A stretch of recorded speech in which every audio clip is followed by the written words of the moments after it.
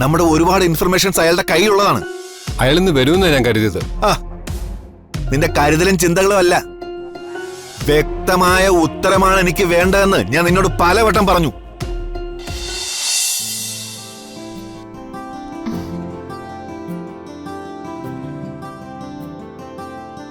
ഭാഗ്യമുള്ള നീ. ഇനി ഈ കുടുംബത്തിന്റെ ഐശ്വര്യം നിന്റെ കൈകളിലാ. കഴിച്ചോ.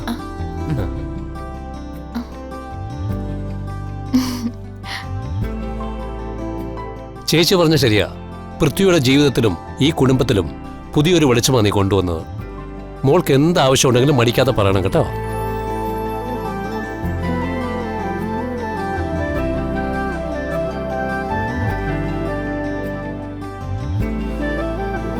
കഴിക്കുമോളെ.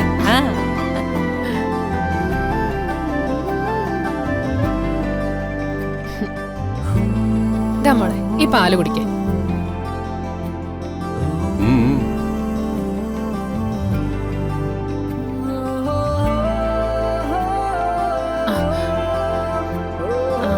ഇത് കുടിക്കേ.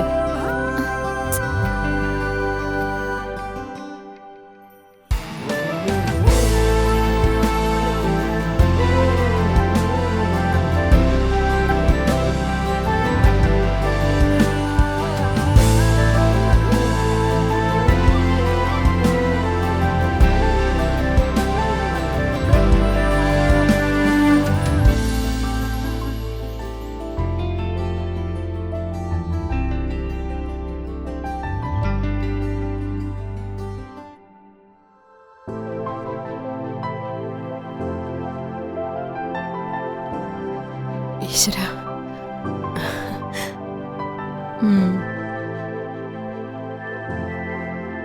ആഹാ, കൃത്യസമയത്ത് തന്നെ രണ്ടാളും എത്തിയത്. വരൂ. ആഹാ അമ്മ.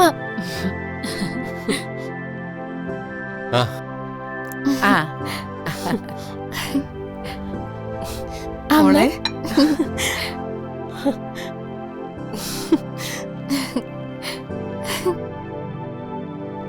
അപ്പച്ചി ഇതെന്താ?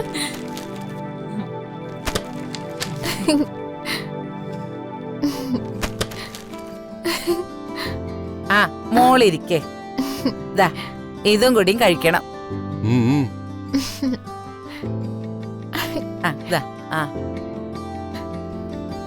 കുറച്ചും കൂടി കഴിക്കേ. പാല് കുടിക്കേ. കണ്ടോ ഗിരിജെ, കുഞ്ഞു വരുന്നറിഞ്ഞപ്പോ അവളോടുള്ള പെരുമാറ്റം കണ്ടോ? അതെ നാത്തുനെ, ഇനി ഇവളാ ഇവിടത്തെ രാജകുമാരി. എന്താ രണ്ടുപേരും കൂടി സ്വകാര്യം പറച്ചില്? മനസ്സ് നിറഞ്ഞു, വലിയ സന്തോഷായിന്ന് പറയായിരുന്നു. അതെ, നിങ്ങളെല്ലാവരും അശ്വതിയെ സ്നേഹിക്കുന്നത് കാണുമ്പോ ഞങ്ങൾക്കുള്ള സന്തോഷം പറഞ്ഞറിയിക്കാൻ പറ്റുന്നില്ല. ഇങ്ങനെയൊക്കെ കാണാൻ ഞങ്ങൾ ഒരുപാട് ആഗ്രഹിച്ചതാ. ഇപ്പൊ അത് സത്യമായി. കണ്ടപ്പോ കണ്ണ് നിറഞ്ഞുപോയി. പൃഥ്വിയുടെ കുഞ്ഞല്ലേ വരാൻ പോകുന്നത്, ഇന്ദ്രപ്രസ്ഥത്തിന് പിൻഗാമി. ആ കുഞ്ഞിനെ വരവേൽക്കാൻ ഞങ്ങൾ ഇപ്പോഴേ ഒരുക്കം തുടങ്ങിക്കഴിഞ്ഞു. അല്ലേ മഹിയേട്ടാ? അതെ.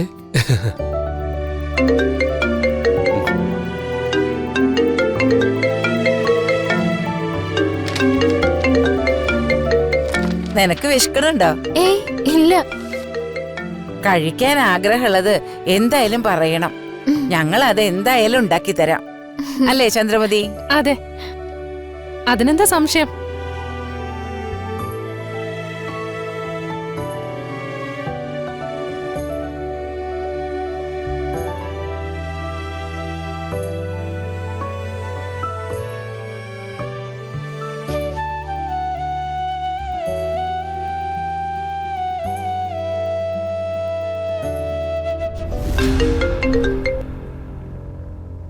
ഹലോ.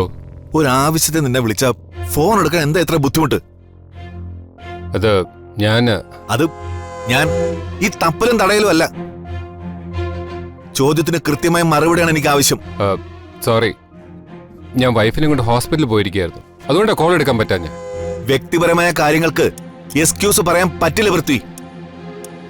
വിളിച്ചാൽ അപ്പ തന്നെ അവൈലബിൾ ആയിരിക്കണം. ഞാനീ ശ്രദ്ധിച്ചോളാം. ആ ഡ്രൈവറിനെ വിളിച്ചിട്ട് കിട്ടുന്നില്ലല്ലോ. അയാൾ നിന്റെ അടുത്ത് വന്നിട്ട് എന്തായി? അയാൾ വരുന്നു പറഞ്ഞിട്ട് വന്നില്ല. എന്നിട്ട് നീ എന്താ എന്നെ ഇൻഫോം ചെയ്യാത്തത്? അയാൾക്ക് എന്ത് പറ്റിയെന്ന് ഇനി നമ്മൾ എങ്ങനെ അറിയും? നമ്മുടെ ഒരുപാട് ഇൻഫർമേഷൻസ് അയാളുടെ കയ്യിലുള്ളതാണ്. അയാൾ ഇന്ന് വരുമെന്നാണ് ഞാൻ കരുതിയത്. ആ, നിന്റെ കരുതലും ചിന്തകളും അല്ല, വ്യക്തമായ ഉത്തരമാണ് എനിക്ക് വേണ്ടതെന്ന് ഞാൻ നിന്നോട് പലവട്ടം പറഞ്ഞു. സോറി സാർ, ഞാൻ ശ്രദ്ധിച്ചോളാം. Sorry sir. അതെ, സോറി എന്ന വാക്കിന് നമുക്കിടയിൽ പ്രസക്തി ഇല്ല. ആ കാര്യം ഇനി മറക്കണ്ട. ശ്രദ്ധിച്ചോളാം. ശരി, നീ വച്ചോ, ഞാൻ അന്വേഷിക്കട്ടെ.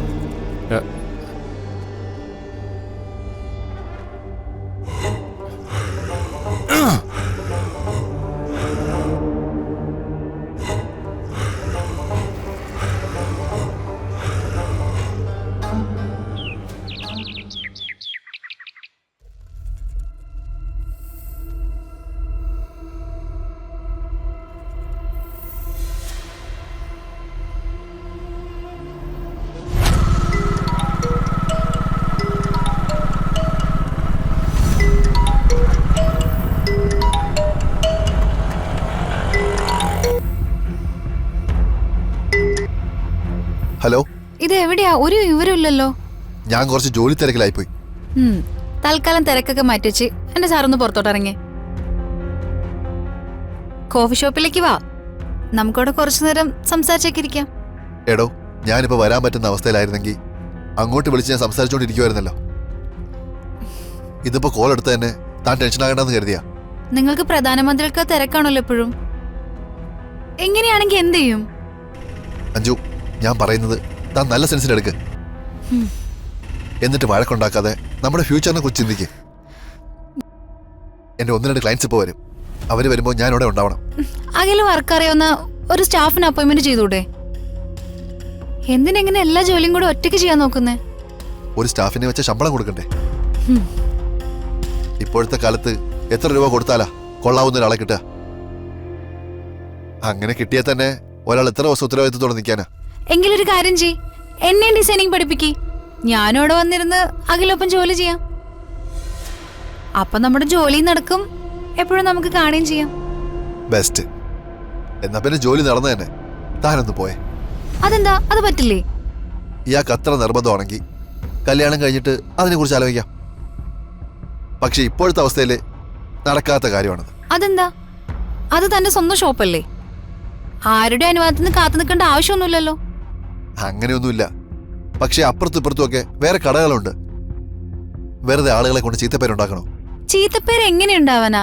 ഞാനല്ലേ? നമ്മള് കല്യാണം കഴിക്കാൻ പോകുന്നവരല്ലേ? അത് പക്ഷെ നാട്ടുകാർക്ക് അറിയില്ലല്ലോ.